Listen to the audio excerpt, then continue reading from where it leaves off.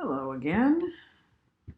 Last time, when you looked at the third of the memory activities, you started to see how you can actually get at how many cache misses there are in a particular program that you're running. And this type of empirical analysis is actually quite important in computer systems. And so, what I wanted to do today was show you a couple more examples of how we can empirically um, analyze and prove kind of conceptually what we've been talking about how cache misses uh, contribute to poor performance in our programs. And so we're going to take a look at a couple of um, real life code simulations that your book authors conducted and then reported on in Chapter 6.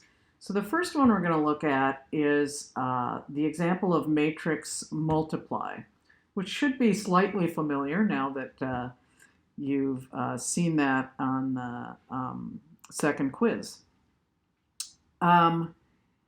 And we're going to look at, with three nested loops, how rearranging those loops can actually improve spatial locality in some surprising ways. I think you'll find this very interesting.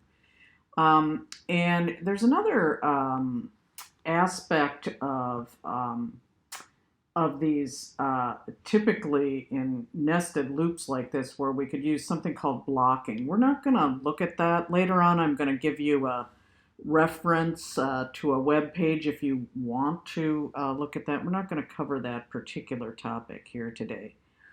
And then we're also going to later look at the quite famous Memory Mountain that is on the cover of the US edition of the book. And I'll explain how your book authors went about conducting that study. All right, well, let's start with matrix multiply. So you remember now that basically what we're doing here is we're taking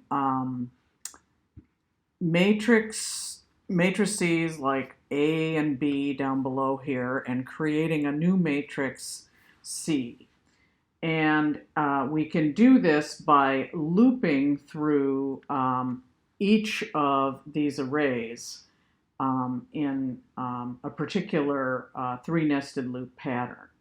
You'll see that in the code example in a moment. Now let's assume that we have in our cache a 32 byte line size. This would be big enough to have 4 doubles in it. Let's assume A, B, and C have doubles in them. And let's also assume that I and K and J here, the dimensions of the array, are very large. So we're working with really big arrays here. And this is not uncommon in scientific programming. So what we're going to do is we're going to look at the access pattern of the most inner loop for several different ways that we could code matrix multiply. And so here's the basic example. We're going to have matrix A times matrix B is going to give us matrix C. And in this example, this is a fairly typical way that we might decide to code it. And in this case, you see there are these 3 loops, and we'll go over exactly how this is being computed in the next slide. Because these matrices are large, only part of them are going to be in cache at any point in time. And then another thing about this particular code is you can kind of assume that this variable sum here, that's summing up the elements as we go across a row, say, of A here, um,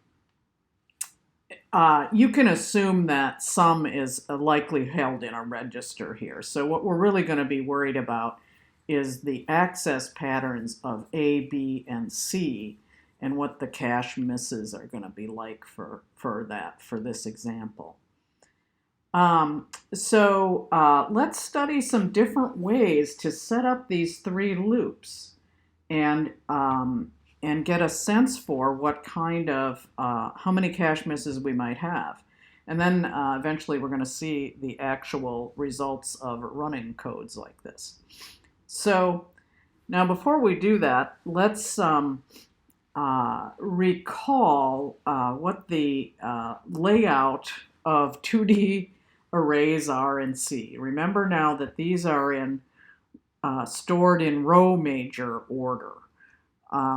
If you're working in R or MATLAB, it's actually the other way around, and so you want to remember that when you're doing certain types of coding. So now if we are stepping through the columns in a particular row, so say we have a simple sum like this, where we're going through the columns of row by row of matrix A here. So we're accessing successive elements, in this case, like this. And so we know that that gives us good spatial locality. So if A contained doubles, for example, and we had some block size B, then, and in our case with matrix multiply, we're gonna look at it as if B was 32 bytes. So what that means is that when we access these elements, we're going to have a miss to get the first one, and then we're going to have a series of hits after that. And so if B was 32, for example, and the array contained doubles, then we would have one miss and then 3 hits. And so the miss ratio would be 1 in 4, so 0.25. So that's kind of the way that we can think about how many misses we would have and what's called our miss ratio. So our compulsory miss rate then is that we would read 8 bytes in, but then 8 bytes over B, the block size, gives us the overall miss rate, because the next set of bytes we would read would be hits until we've read through a particular block, because they would be in cache at that point. Okay, so that's our typical way of thinking about good spatial locality. Now, if we go and step through the rows in each column so that we change it around here and the loop looks like this, then we're accessing distant elements in this array. Unless the array is remarkably small, we're assuming it's fairly large here. And so when we do that, of course, we see that we'd be going through this array by having a very large stride. And so we know that that ends up to be poorer spatial locality. In fact, after we've done one column's worth, then we're going back around to the next column, and that whole pattern would proceed in that way with poor spatial locality. And so what's also happening here is by the time we get back around to the next column, it results in another miss, and every access resulted in a miss. And so what we have there is it's just total compulsory misses. So the miss rate is 100%. And so that's why this is so bad. So that's our review of what we mean by miss rate and why it gets so bad for 2D arrays. So now let's go back to our matrix multiplication code here. And here's a very typical way that we might code this up. We would just say, okay, I know that the way to do matrix multiply is I take one row of A and one column of B. I flip B around so that I multiply each element in the column of B times each element in the row of A, and then I create one value in C. That's the way we think about doing matrix multiply when we think about it from linear algebra. So this is typically how we might code it up. And so what are we doing? We're going, in this case, I, J, K, and so we're going row-wise on A here, and we're going column-wise, because this is K, on B. And so that's how this looks now. So what do we know about that? We know that if we go row-wise, and we suppose that our block size B is 32, and that we're using doubles here in A, B, and C, then our compulsory miss rate is 8 bytes over the block size B, 32, is 0.25. But we know from the column-wise that there's a cold miss every time. So the miss rate for B is 1. Every access is a miss. Now, in this very inner loop, C isn't even being accessed. So right now what we're doing is we're just analyzing this third inner loop. And so we're not going to worry about the miss rate of C in this case. So in the number of misses for the inner loop, we're not going to worry about that. So we're going to assume that's 0 here. Okay, so this is a common way that we might write this code. And we can switch around J and K, and it really won't make much difference in the overall way that this is being done. We're still going to be going row-wise on A and column-wise on B. So there's not too much difference there. And in fact, the miss rates are the same for A, B, and C. Now here's another possibility of doing it, where instead we would put K on the outer loop. Now that requires to keep track of one element of A here in the second inner loop, and then in the third inner loop, we're basically now going ahead and getting all the elements in a row of our output array C, our final array C. And so here C is going row-wise because we're going across the columns here, and also B is going row-wise.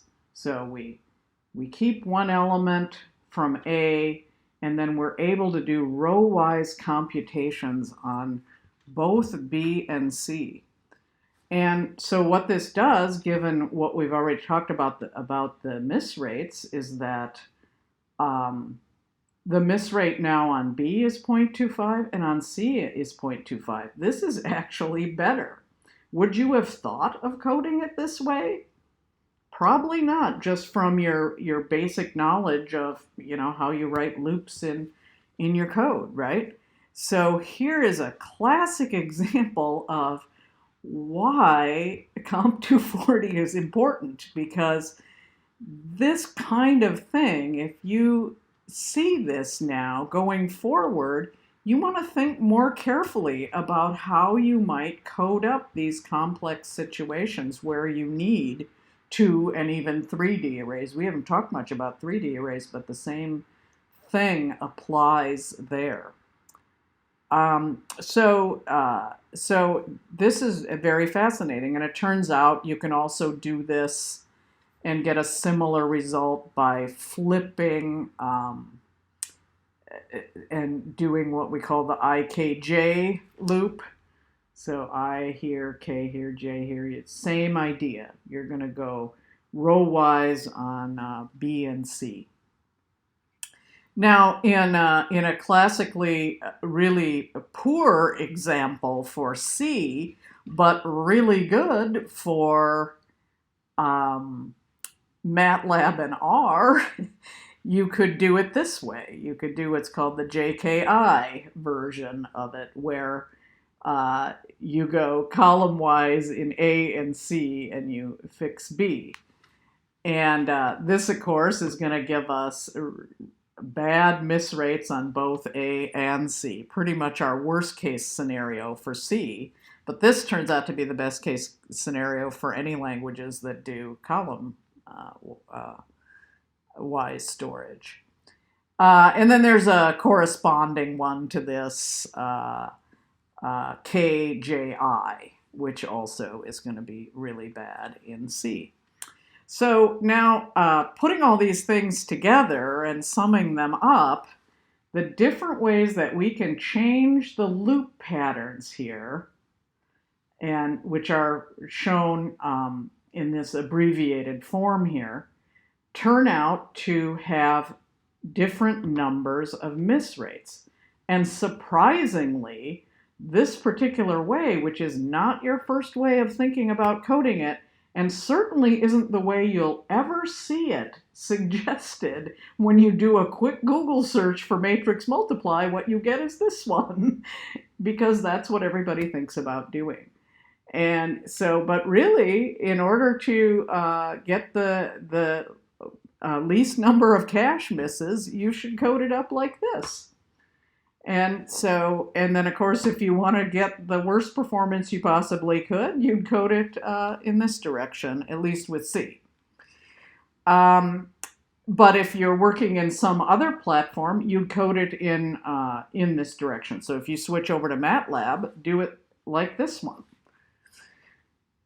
So now let's put that all together. Here's our unlikely winner, the KIJ or IKJ version. And let's look at what happens. So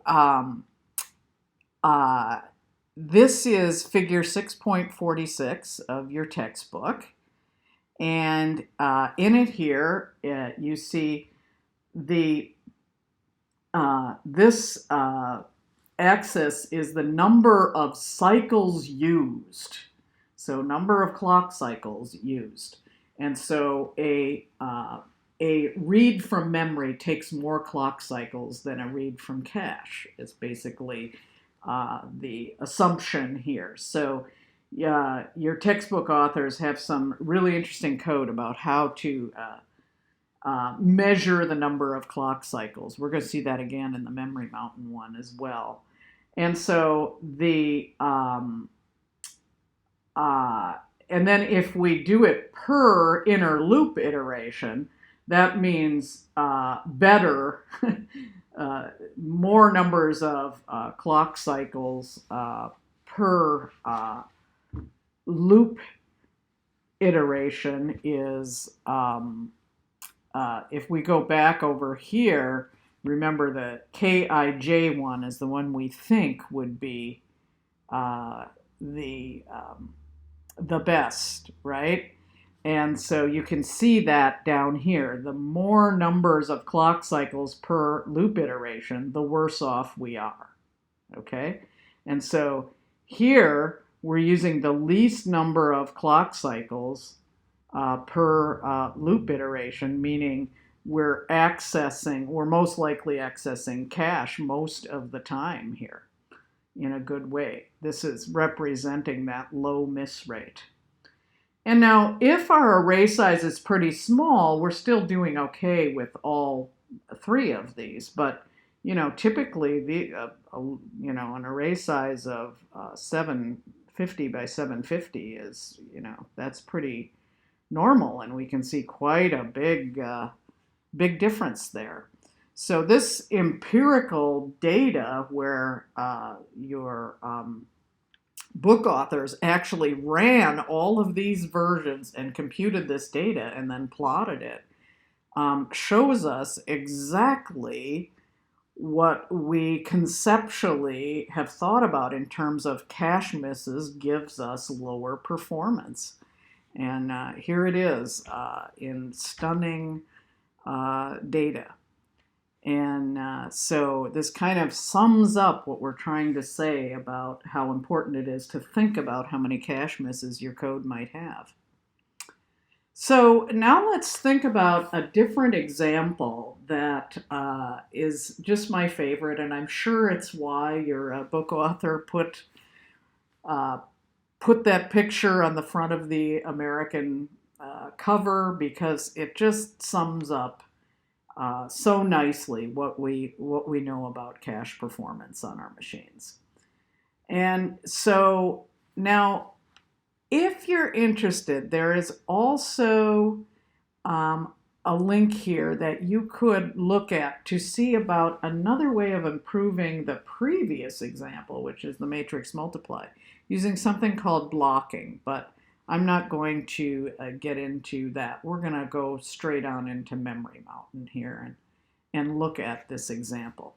So now we're going to once again recall our picture of what our typical multi-core i7 CPU from Intel looks like, with these varying levels of cache, which whose access time gets longer as we go down here.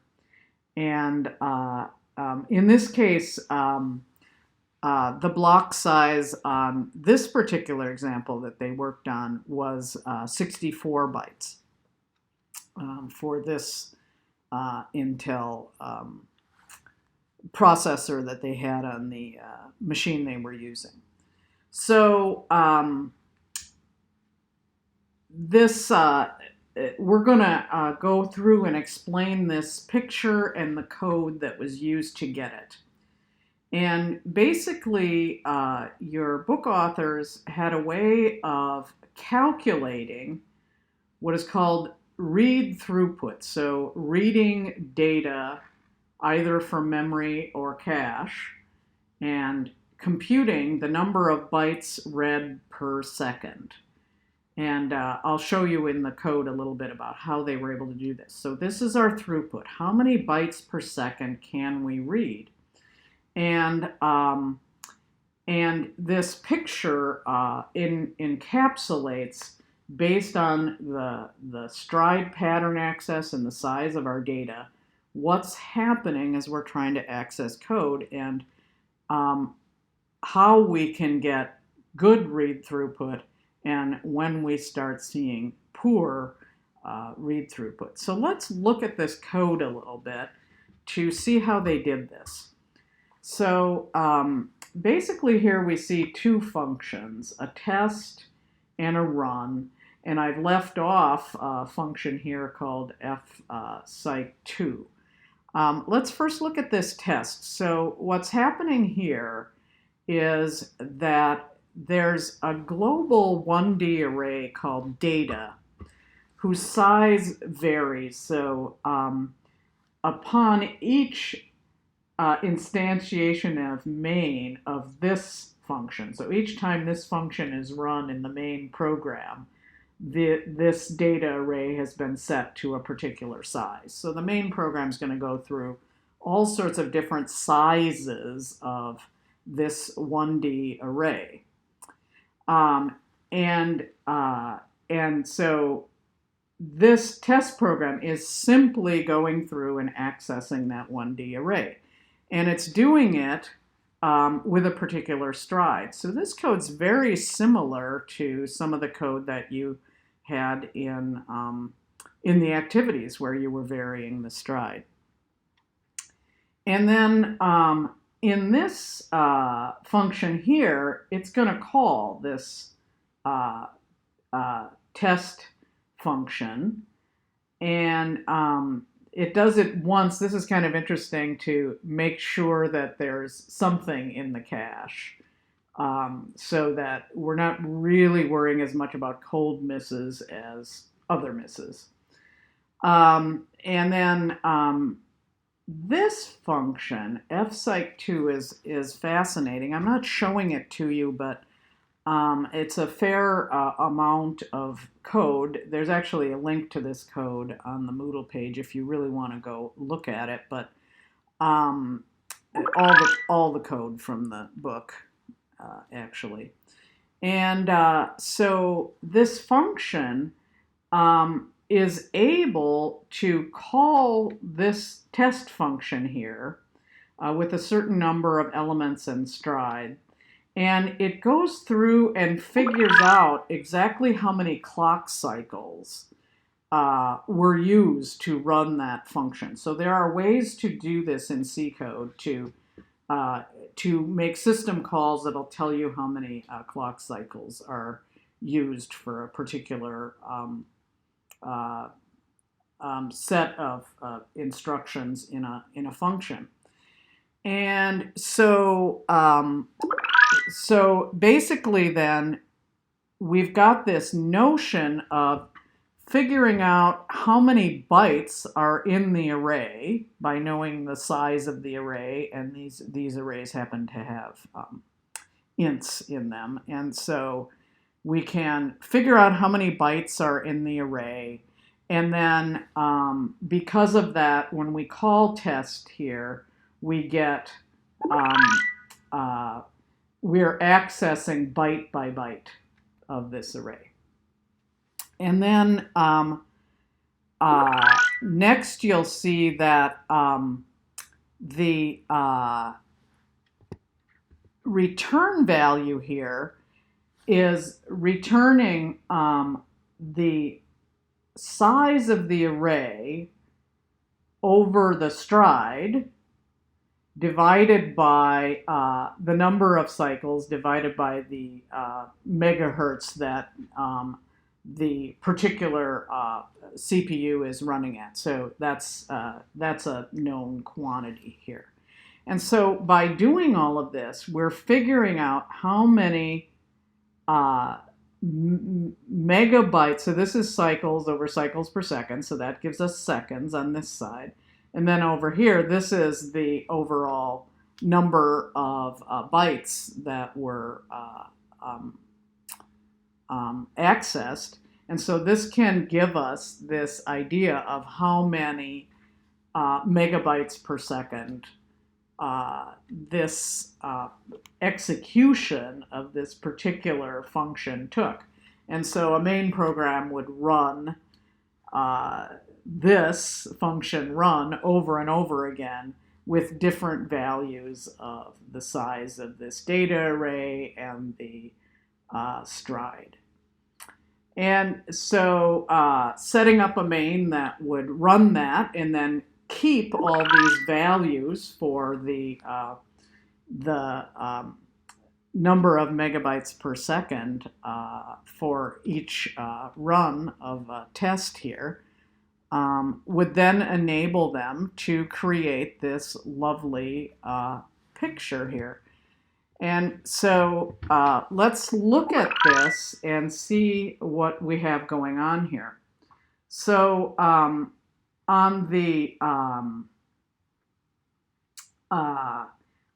this axis here, we've got this throughput. How many megabytes per second are we able to read from that test function?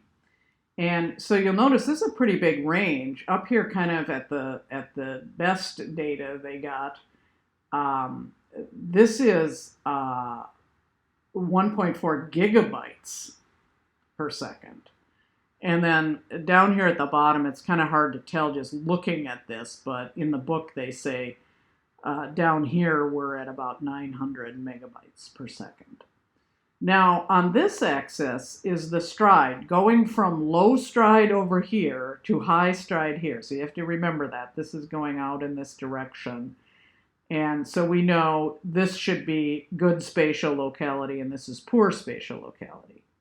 Now, on this axis is interesting. This is the size overall of the array. So it's varying here from 16 kilobytes up to 128 megabytes.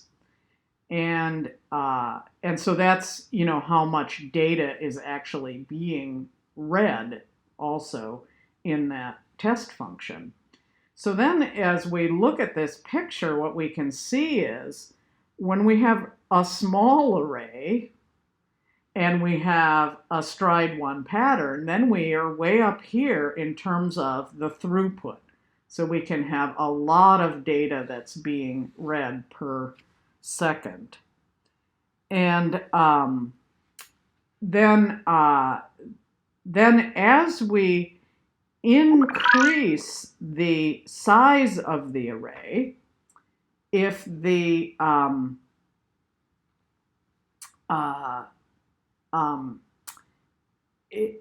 the amount we can read starts going down as we go across here to bigger and bigger arrays, even at stride 1.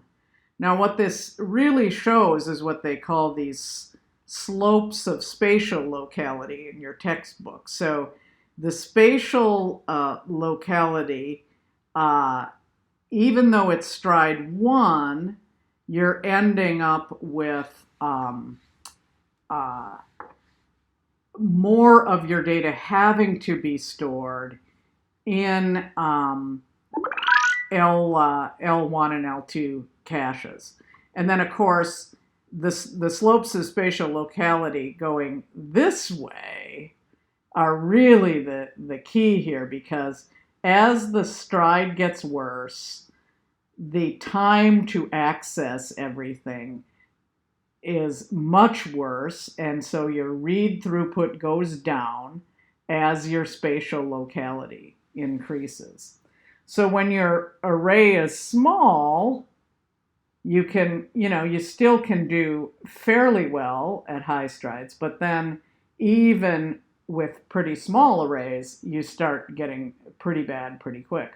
And so this steep drop off here is L1's kind of small, but you can do pretty good if everything can fit in L1 cache. And then as the size of the array gets bigger, and if your stride is really bad, you're in the worst case scenario and it just falls off really quickly here. Now with stride, lower strides over here, you're able to, of course, have fewer misses, and so your read access gets better. Now, your book calls this aspect, where most of your data is in L1 and most of it's here in L2 with these varying sizes of your array.